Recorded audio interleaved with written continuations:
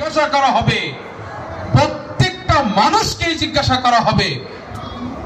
যদি প্রশ্নের উত্তর দিতে পারে, সঠিক পা উত্তোলন করে জান্নাত চির শান্তির দিকে ধাবিত হবে।